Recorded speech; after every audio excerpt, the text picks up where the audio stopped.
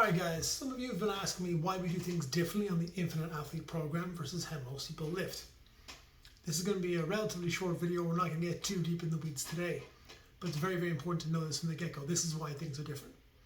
So the fitness industry is a relatively young industry, and its roots primarily hail from bodybuilding and powerlifting to, very interesting sports, very niche sports, very difficult sports to compete in. But when we look at the demands of both sports, they don't really necessarily mimic the demands of other sports, or in fact, day-to-day life for most people either. We look at powerlifting, again, a very challenging sport, obviously very physically demanding, but in powerlifting, what we're really trying to do most of the time is use a systemic extension-based pattern to limit the range of motion, for example, on a bench press or a squat. What we're trying to do is lift as much weight as possible, being as rigid as possible, within the smallest range possible that still qualifies under the rule sets.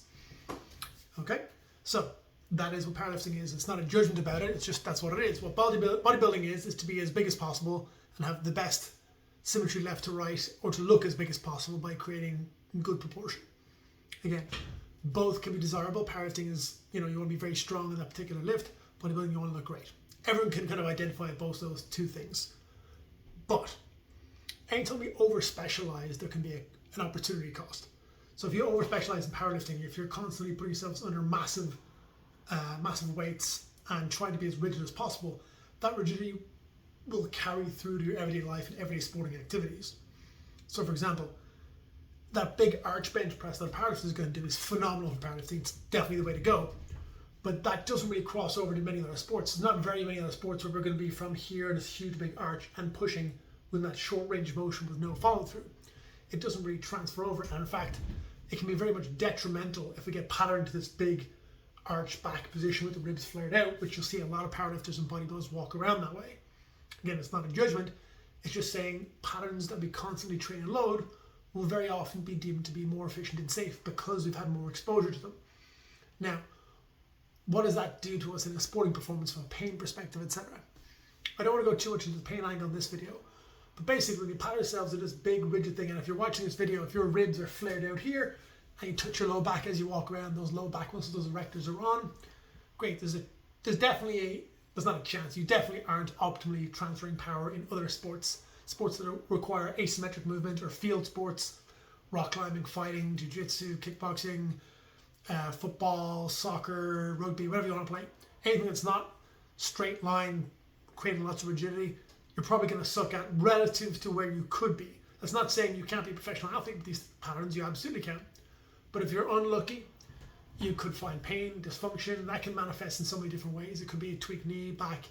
It could be less power output on a cut for a field athlete.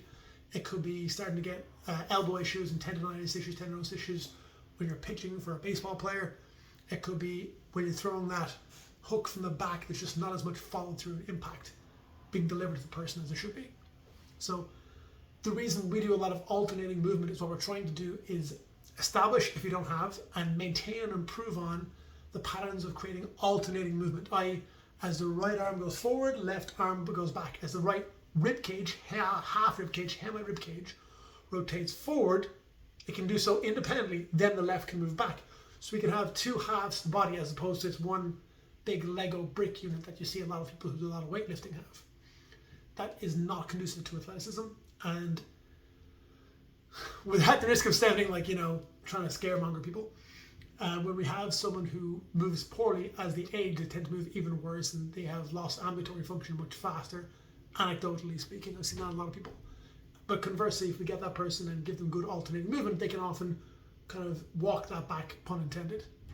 So the reason, TLDR, like I said, it's going to be a 5-minute video. The reason we do all these things differently is because there are so many emotional, cognitive, neurological, mechanical issues that can arise from being stuck in the same position all the time. We're going to go much deeper into this in the next video, but I want to keep this series rolling pretty quick as 5-minute videos.